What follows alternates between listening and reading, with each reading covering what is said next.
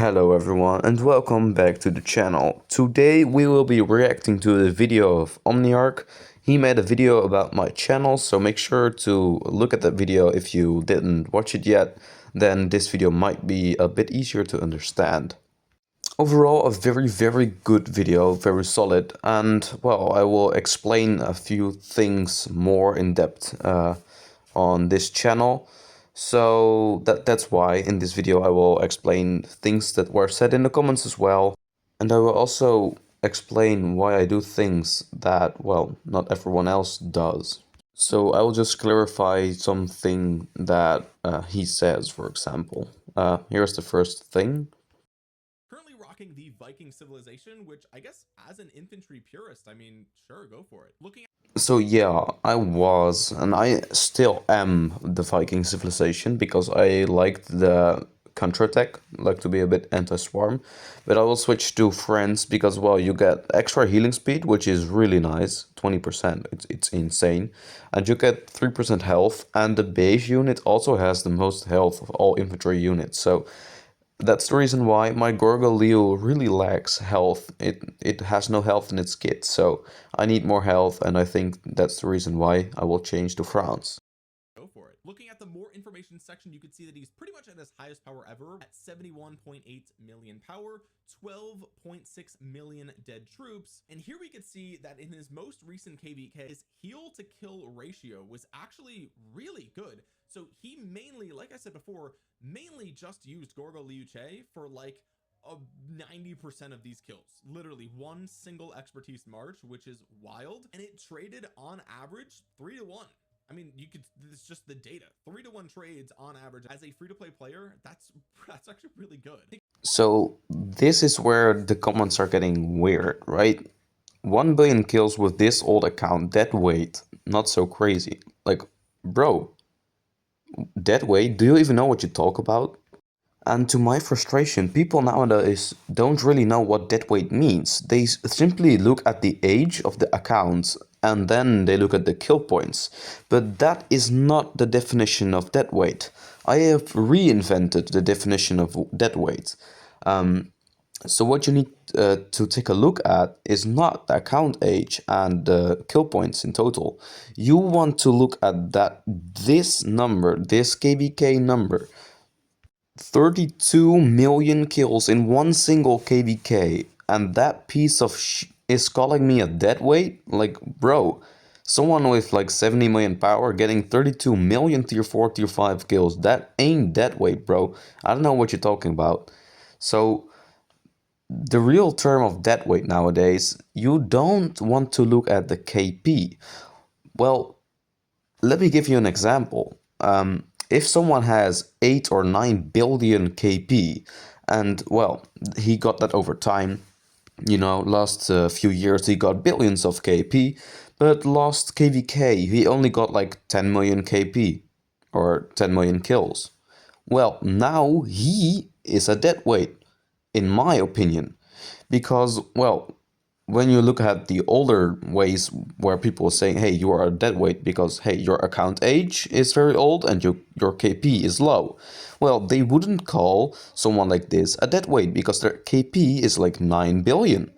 But their kills in last KVK, well, might be like 5 million, 2 million, not even 1 million. So then he is a deadweight. So the real definition of deadweight does not have anything to do with account age or KP, but just with these Lost Kingdom stats, you need to take a look at that. So tell me, like this comment here, age, account age and kill points ratio are not good, so a deadweight. And people nowadays really don't know what deadweight is. Leadership doesn't as well. And partially this has to do with what they know about matchmaking. They think it's top 300, but it's not top 300. Lilith said it is all City Hall 25 accounts in the kingdom. And then there's stats in KP, yeah, so KP matters. Further you have power, you have activity, and you had one more, deads, yeah, deads. So I made this schedule, and here we see left side and the right side. On the left side, the power and account age are the same. But the KP is different because the left side has 10 times as much KP in the same amount of days. So you would say, or well, everyone says nowadays that the left side is a very good player and the right side is a dead weight. But here's the actual issue. The last KVK kills of the left side guy is only 10 million. I don't know why. It can be because he sold the account, because less activity or less spending, no resources.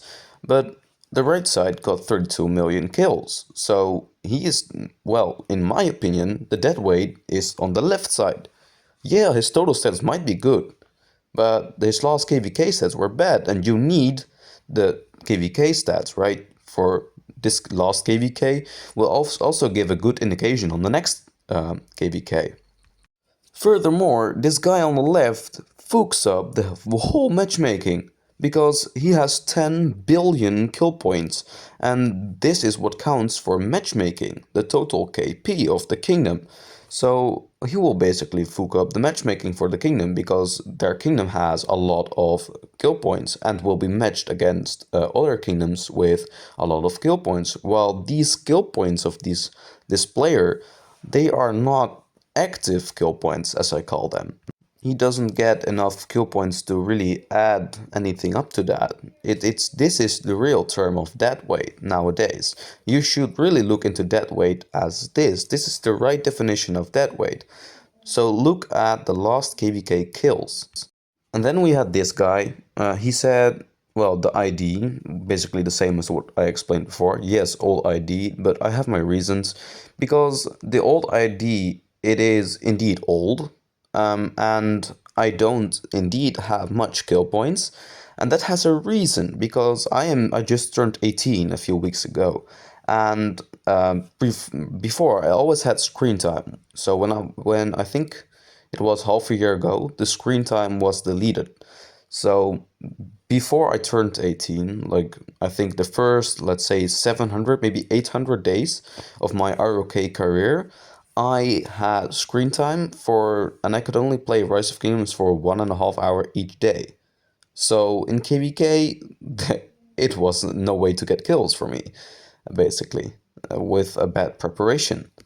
And furthermore, Broski said I was cheeseburgering for the entire KVK. I will zero the guy if I was in leadership. Well, first of all, I am in leadership, so I have influence. I cannot zero myself, right? So that's not going to work. And second of all, well, cheeseburgering. Well, I had Gorgo Leo, of course, and we were the one playing in defense. So we were being attacked by the enemy and we could never push. So that means the enemy is on our territory with their ball. So what the F do you want me to do? And above that, I'd rather fight on my own territory as not fight at all, right? Because most of the time there was fights on my own territory. So yeah, I would cheeseburger. And yeah, that hurts the enemy. So that helps us because they are getting drained, right? So basically everyone was doing it. There was no big central ball and we were playing defense anyways. So, and if there was a ball, I was inside of the ball. And by the way, even Chisco is just cheeseburgering. Like it's pretty normal. It's not that bad, honestly. For sure, if it's your kingdom's downtime, which happened quite often. Enough of this, let's talk about the equipment. There you go. Last piece that you replace, it would probably be the legs here for infantry. Now you can see he has the greatest glory and also the ring of doom. Now this is something that he pointed out. He mentioned that he wasn't super happy with the greatest glory on Gorgo because he does lose out on a lot of potential rage that he could be getting from a Horn of Fury, but he did say if he runs greatest glory with Gorgo and she does get swarmed, then first of all, he's gonna get a good trade. Second of all, with rage compensation, he's gonna get a bunch of rage anyway from being swarmed. And third of all, that's when the greatest glory does shine, obviously, because you're getting hit by multiple targets. So there is pros and cons to running this for sure. Well, yeah, the reason for that I have that epic piece right there is because, well, Gorgo lacks health, so that's why. And I think then, in theory, it's even better as even better as a talented legendary piece. And by the way, I did not have the greatest glory back in KVK, so it was just hypothetical what I said to him about it. But well, in 1v1 testing, it wasn't that good. But well, if you get swarmed, yeah, of course, it's much better. Yeah, it's kind of makes sense, right? So let's move on to some general statements and interesting comments. Yeah, what he says here is true. If you're free to play, you need to grind 3 to 6 hours a day, or you're spending. Well, usually, yeah, this is the case. But I'm not. I'm not spending, and I play. Well, it depends. Sometimes it's only 2 hours. Sometimes it's 4, maybe 5 on a bad day. But in KVK, yeah, it's more. But in off season, it's usually 3 or 4 hours. This dude is absolutely right, man. Jonathan, he said, the only unbelievable thing for me is armament inscriptions. He didn't spend anything on armaments, and I have, well, very, very good armaments. So I'll show you right now what he is talking about. First up is Gorgo, 4 inscriptions, which is really nice, and some nice stats. It's not that much health, but that's because there's all damage in here as well, 2.7%, which, well, takes the place of the health, of course. But I think what he really meant was this.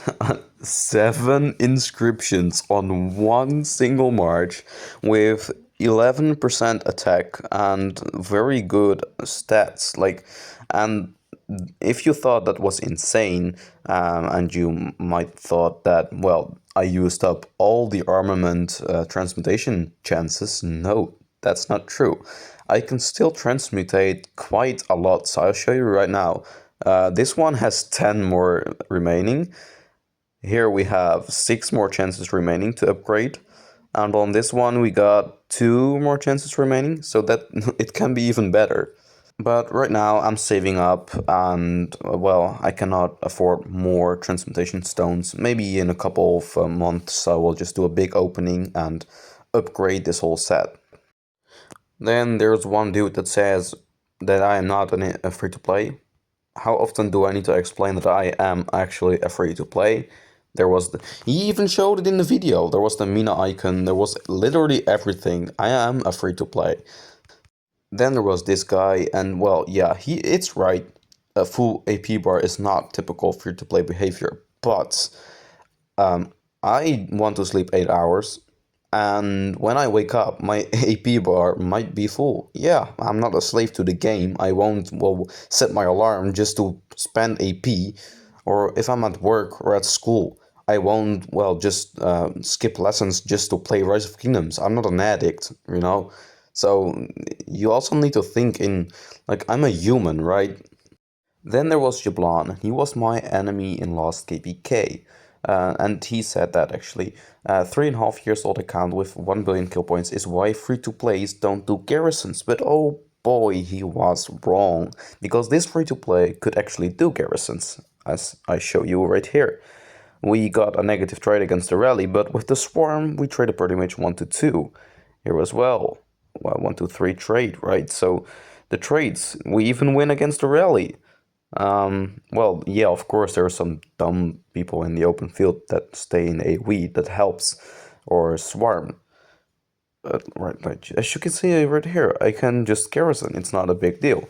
And most of these players here have max tech, or at least a better tech as me. They are spenders with billions of kill points, and they couldn't meet my garrison. Yeah, it helps if I'm in a 3 million capacity fortress, but, well, the trades are okay, and the dude was lying. Here, a 1 to 2 trade in the rally. What else do you want? Right? This is lies, what he told me. Free-to-players can actually garrison, but you need to be in like a CC, then it's fine, right?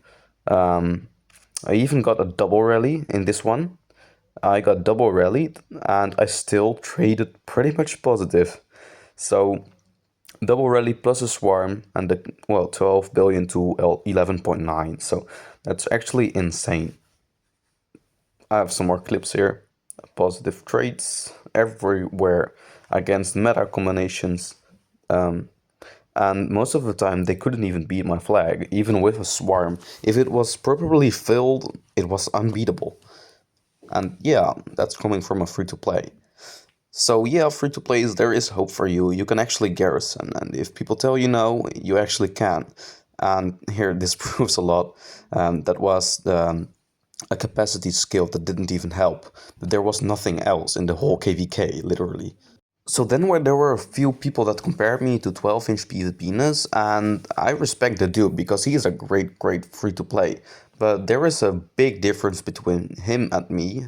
First of all, the age. Yeah, he's older as me, had much more screen time, and well, that's reason one that you have more KP. Second of all, he was in an A-seed kingdom and in an Imperium kingdom as well. His most recent kingdom is Imperium. So that means, well, you kind of get carried in terms of gold chests and in the field as well. He's in 1365 now, if I'm correct. And that ball is destroying completely all the enemies. So that helps if you're in a winning side, right? So it helps your trade as well. And of course, the gold chest really helps. So well, there is a big difference between him and me, of course. I simply cannot afford to play that much because I also have another account, and this is what people don't actually know. And I will do another upload in the video about in the future about this new account. I have it for like half a year right now. It is this account. It got 19 million kills last KVK in the same KVK as what I played on the other accounts. So that's in total it's like 50 something million kills, and that ain't dead weight. It's and this account, yeah, it was originally from someone else. That was not a free to play, but since it was like I think 300 days ago that I got the account, and since then it is free to play. So that's the second reason. I need to fight on multiple accounts, so I cannot just simply focus on one. And of course I have like 11 farms. He probably has more. Yeah, as mentioned before, he has much more free time, and also I don't know if YouTube is literally his job, but for me I still have school. But yeah, I respect the dude. For sure, he's really a good example for free to play. But it's really strict, right? And I'm not such a strict free to play. I'm more like relaxed and try maximizing, but not by spending too much time. So this is pretty much the end of the video. We have talked so far about dead weight, what my definition is of dead weight, and about all the comments and about, well, the video of Omniarch. That was pretty much it. So, well, if you enjoyed it and learned something new, or look forward for our next video, please leave a like and subscribe, and see you in the next one.